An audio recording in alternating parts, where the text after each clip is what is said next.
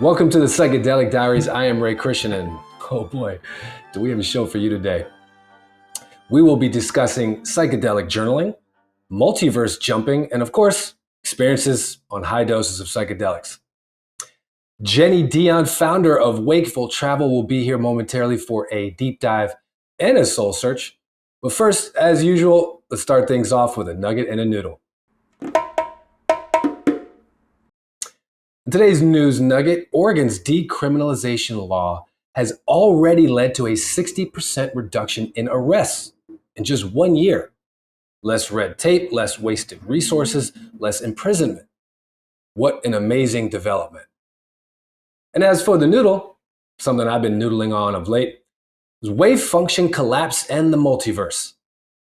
The astounding double slit experiment scientifically proved through the analysis of wave function collapse that observation changes the outcome. In other words, what we do with our consciousness can physically change reality. Okay, head's hurting already, but let's take it a step further. The multiverse theory says every possible gradient of reality exists in parallel, from those that are very different to those that are exactly the same except for one superposition electron. Okay, it is a mind bender, but proponents of the theory include Stephen Hawking, Neil deGrasse Tyson, and Brian Greene. So putting the two concepts together would mean that what we do with our conscious attention can change the particular reality we're in within the multiverse. So if we focus our consciousness on arts and sciences, introspection, non-duality, psychedelics, perhaps we're quite literally surfing over to a different reality within the multiverse. Something to noodle on. Well, our next guest is the founder of Wakeful Travel, the director of content at Third Wave. I cannot wait to get my Wakeful Journal. It's actually on the way. Jenalle Dion, welcome to the show. Thanks so much, Ray. Thanks for having me. Oh, it's great to have you here. Well, let's dive right in. Jenalle, congrats on the Wakeful Journal launch and the successful Kickstarter. I'm excited to get my copy. I'm a big journaler. I'm curious for you, what has led you down this path? Yeah. So I guess it really started when I was working for a retreat startup, and I decided to build and design this journal that I was thinking about forever, for probably 3 or 4 years. And that was because travel has been so transformative in my life. And so I created a mindful travel journal, and that was to help support people be a little bit more conscious while they were backpacking and be able to remember their experiences.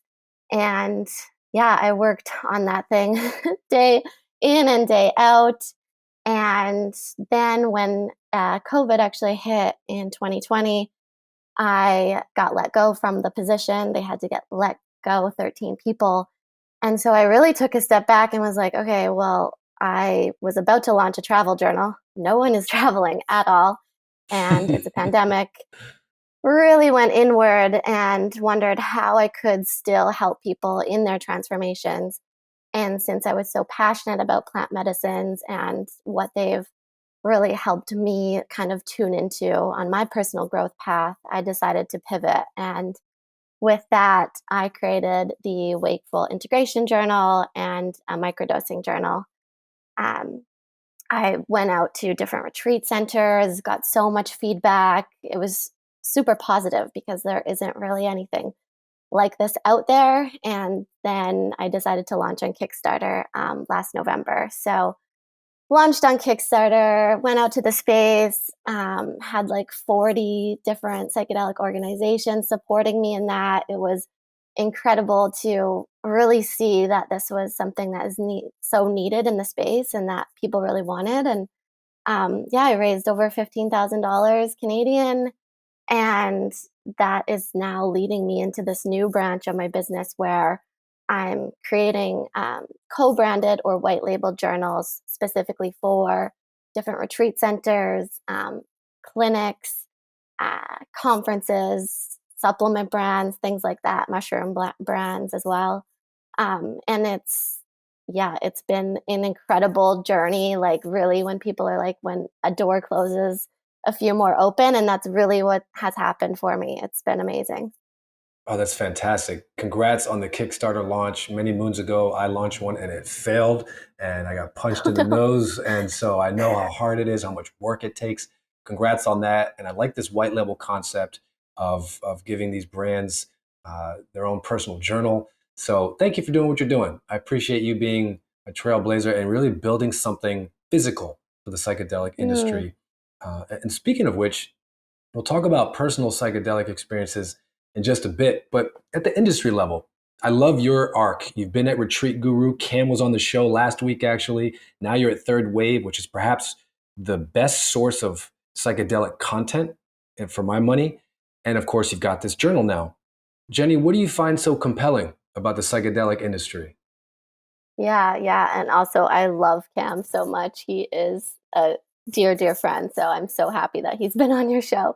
Um, I think the most compelling would be that, these medicines speak for themselves and they actually work. Mm, And as much as I think the research is so, so important, there's, the mysticism and the sacredness and the weirdness that psychedelics bring, I think is so important. And we can't really always measure the outcomes. And I think that's what makes them so interesting and unique.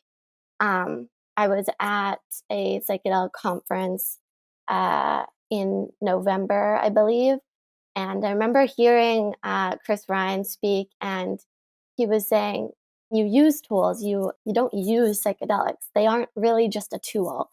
And so he was speaking about like having a relationship with these medicines, and I think yeah. that is what is so compelling for me is that you can't just go in and just expect that this is going to change your life. And sometimes that is like a common theme that comes up with people who are new to the space, where they just expect they're going to find their miracle, or they're going to experience these crazy breakthroughs. And yes, that does happen, but I think it's important to note that the further we really tune in and put energy into developing that relationship, the more profound they have on our lives.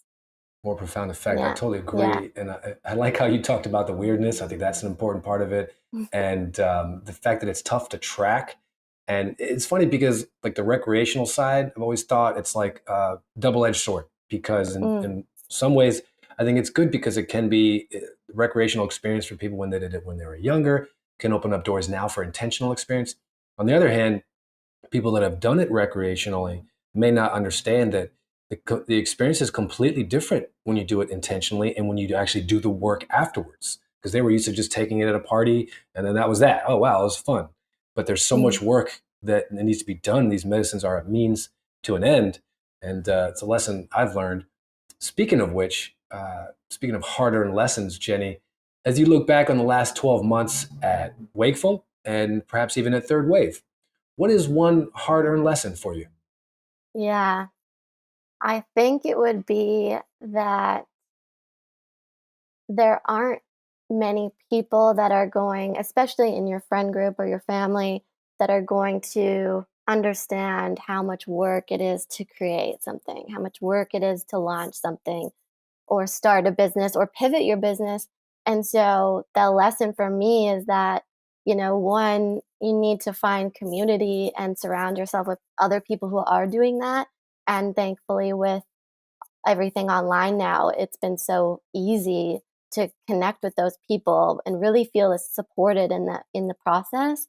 Um, and then two is just really like taking care of myself and knowing, your carving out space for your self love and self care, and setting boundaries with people, and really understanding what fuels your energy and what might be an energy leak. Like I've been microdosing quite a bit to understand when I'm in a flow state and how I can optimize that to the best of my abilities so that I can continue being in that creative state, in that mode where I am continuously inspired. Like a lot of my friends don't really get why I'm working so much, or like why it's, how much is involved in that. And for me, it's just like it doesn't feel like work because I'm so freaking passionate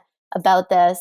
And I always say like my life is psychedelic. Like my full-time job is psychedelic. My side hustle is psychedelic. My communities that I thrive in are psychedelic, and I'm doing my internal work with psychedelics.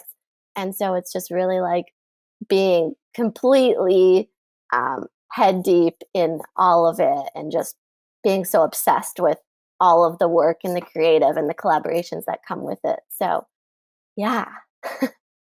I love this, and I can relate. I feel like sometimes psychedelics have become so important to me, but I have to remind myself, like, don't be a conversational one-trick pony, Ray. And because sometimes it's all I want to talk about. I And know. I appreciate those hard-earned lessons that you mentioned. This idea of people don't understand. I think you were alluding to the work and the hustle when you have something that's your own. I've also noticed that if there are people that aren't traveling, that aren't doing the exploration with psychedelics, they're not going to care about your experience. And it's like, oh, you met God, really? Okay, that's neat, cool. Can I go get my latte now? And that was hard to kind of feel. And I also loved your concept on boundaries and space and saying no and wrestling with this kind of paradox of like, okay, make sure you work hard enough. We got to work hard, the old American dream, but like you also have to balance that with being rested and giving enough space for the good ideas. It's like that quote, the famous quote of a point of view is worth 80 IQ points, and that requires space and a little bit of and when you're working hard, that's not really space. So finding that balance isn't exactly easy. Um, Switching gears a little bit, speaking of finding balance, um, I think you and I both have found a lot of grounding from our psychedelic journeys.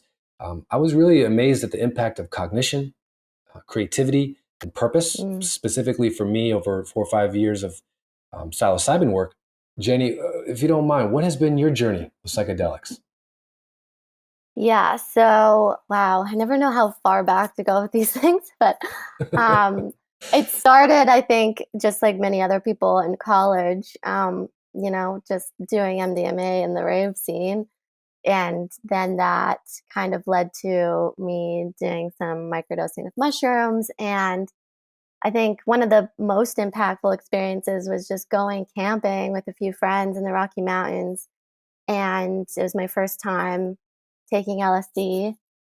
And we found good acid, let me tell you. Like, lots of people say your first acid experience is going to be the most profound, but Mm. this was 14 hours of intense, amazing, beautiful visuals surrounded by like a few close friends. And I remember I remember telling them what I was seeing, and everyone was so jealous of these visuals because they were these a mandala, and each point of the mandala was a Buddha head, and then it was just patterns like a 90s carpet. And so I looked at the grass and it would be Buddhas, and then I looked at each mountaintop and they were each a beautiful Buddha head. And then I remember sitting around the campfire and looking at the logs, which were also Buddhas. And I remember looking over at the trees and I said, "Hey, I think the northern lights are coming out over there." And my friends were like, "No, no, Jenny, you're just still really high." And I was like, "No." And then I think 30 minutes later, the aurora borealis were just dancing above us. And I saw just green dancing Buddhas everywhere. And that to me was just, it really showed me like how beautiful nature was and what these psychedelics were really capable of. And I just went like inward and had all these insights. And after that experience, things just started to really shift in my life. And Mm. I ended up moving from Alberta, where I'm originally from, to a small ski town in BC. And from there, that's when things really just took off for me. I started a position with Retreat Guru, and in that, like, it was such an interesting company, and it was my first kind of career, right, in this space in general. And I had no idea what to expect. I thought they were, just this marketplace with a bunch of retreat centers. Found out later that they were a SaaS company and sold software to all around the world to retreat centers, and our all hands, or all hearts as they call it, company meeting was just a meeting where we went around and talked about our feelings. And I was like, what the heck am I doing? Like, what is going on? And people went deep. And then when one person goes deeper, like it just kind of follows through. Yeah. And there was something there that I was like, okay, I've never really experienced like this openness and this vulnerability in my life, especially in a work setting. And it was just so amazing. And from there, I ended up doing a media trade and went down to Costa Rica and worked with ayahuasca. And that was definitely life changing. And at the same time, it felt familiar. Like I knew it was my first time being there, but I was like, no, I've done this before, And I came back and I said to my coworkers, like, oh, I like before I went down, I was like, I never want to drink ayahuasca with my coworkers. Like that would be so weird. And then when I came back, I was like, okay, when are we sitting in ceremony next? Like let's all go. And then I understood why that was part of their culture. And so yeah, like, sitting in ceremony with the CEO and stakeholders and the co-founders of the company and your coworkers, it really like just created this dynamic where you're understanding where people are coming from and their struggles and their traumas and their challenges. And then it creates a better flow within your team and people are more productive and the communication is better. And it was just like, I had no idea that having this job would transform me in like the best of ways. Um, and yeah, we ended up going to Peru together and we lived in community for 6 weeks and again sat in Wow. ceremony. And it was just like the most incredible experience. So hard to explain. There's not even really words for it. But um, yeah, so it was extremely difficult losing that role with COVID because that was like my family, and I didn't really, yeah, I now I know that there's like so many other beautiful companies out there like this and that there are communities to connect with. But yeah, that's kind of been my journey so far. And now, with the journals, I just hope that I can provide a tool that people can have those experiences and really like remember them and integrate them and yeah, look back and be like, wow, look at how much work I've done. Wow, Jenny, that is a beautiful arc. Thank you for that share. I love the story. I love the ups and downs. And maybe when you had to transition from retreat guru, it was one of those Joseph Campbell into the void kind of hero's journey type experiences where I've come to the realization that adversity doesn't happen to you; it happens for you. And to go through that transition, maybe it led to Wakeful and maybe some other cool things because of COVID and what happened there. And I'm with you as well on this psychedelic concept. Coming out of the psychedelic closet is a little bit scary. And Mm. yet now I'm at the point where I think you and I are aligned on this, where it's like, no, I need to be working in psychedelics. And also I want to be working with people that are the idea of traveling with them and to be able to bond with, stakeholders and business partners like that, I think is also important. I love this concept. I love your arc. So let's step back from the macro into the Mm. micro. So I had one powerful mystical experience, Jenny, where I encountered these aliens.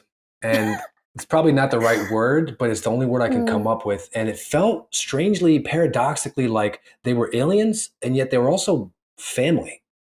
Not that they Mm. replaced my family here on earth, but more like family at a fundamental level, like I had known them and I interacted with them, and I just felt this profound sense of love. And it kind of changed me in a lot of ways. And I'm curious for you, what has been one specific transcendent or mystical experience that still resonates? Wow. Thank you for sharing that. I haven't yet gone to the alien level, but I'm working towards it. Okay, so the the most interesting kind of, yeah, mystical kind of experience that I had was when I was in an ayahuasca ceremony. I remember going in and I was like, I want, like, I know you're not supposed to expect anything, but I was like, I hope that I like have some visuals, switch it up a little. And ayahuasca has been a medicine that's extremely physical for me. And so I Hmm. went into it, and my intention was to have a better relationship with my childhood. Hmm. And I it was when after I drank, it was the strongest medicine that I've ever had. It started the effects started taking place after 10 minutes. And there was no one that went up for a second dose. But for about 2 hours, I had forgotten everything about like best practices of how to navigate the medicine. Like that was totally gone out the window outside the Maloka. Like I went and I was just sitting there, and I started seeing these strong, strong visuals. Either it didn't matter if my eyes were open or closed, they were there, but they were intense and scary, and kind of like um, patterns of different, uh, like I would say like Fractals. Amazonian fractals kind of thing. And it was so overwhelming.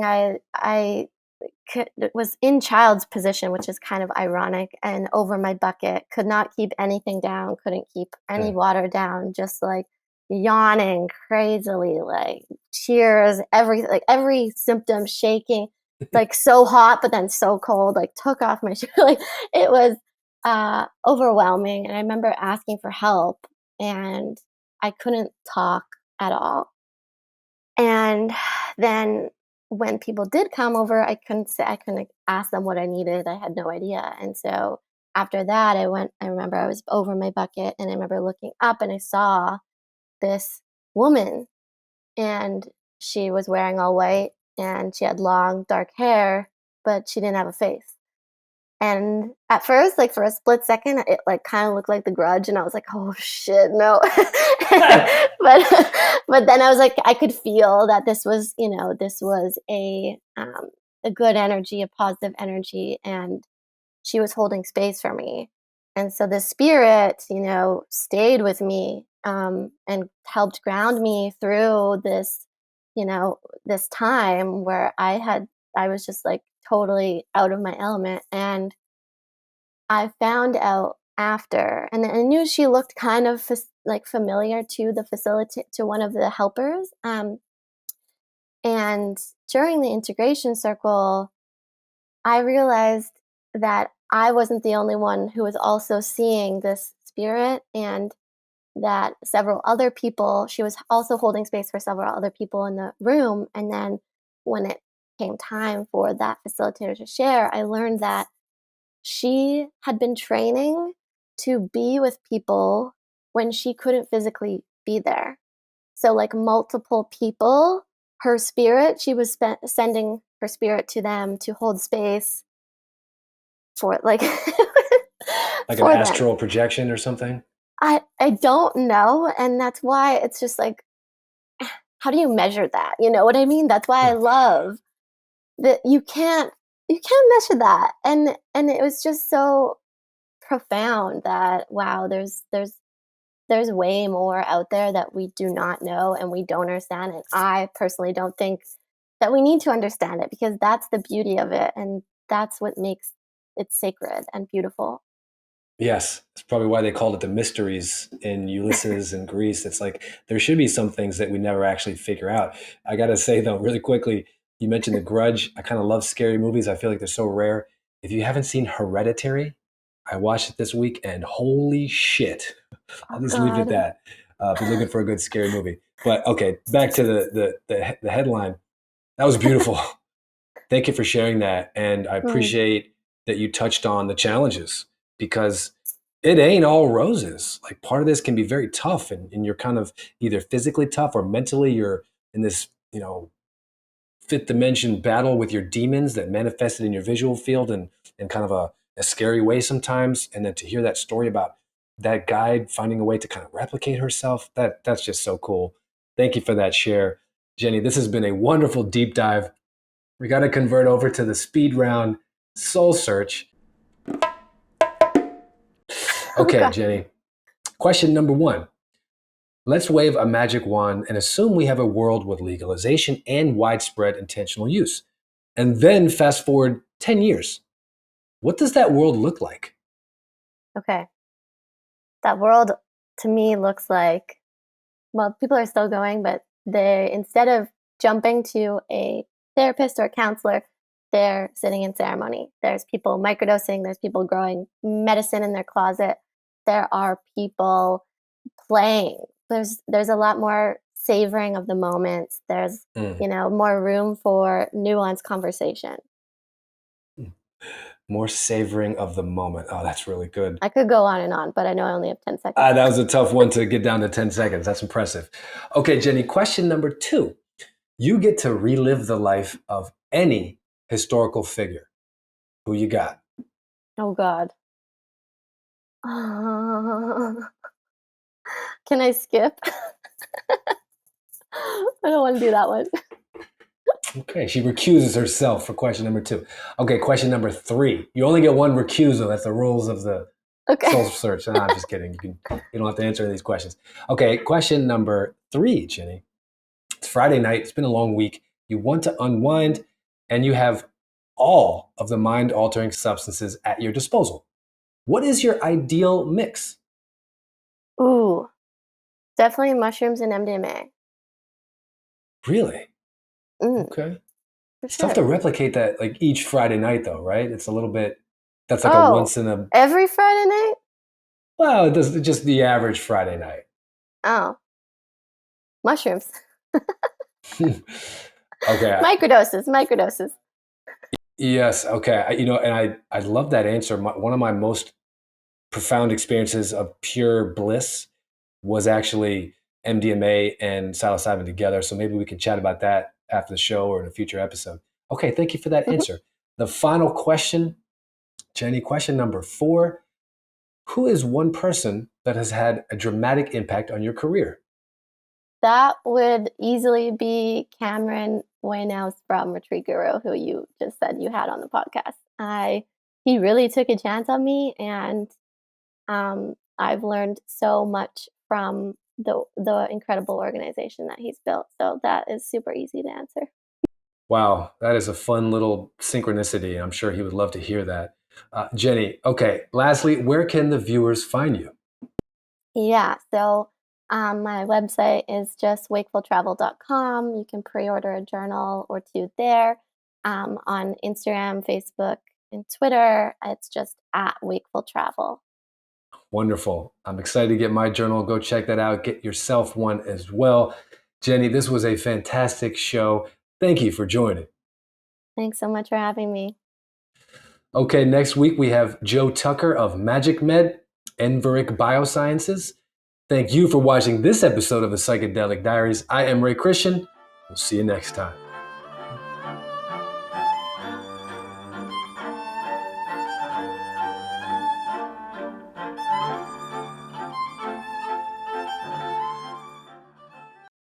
Thanks so much, Chris. Or Ray. Ray Christian. I was looking at you. Oh, wow. I'm already messing up. Can we try that again?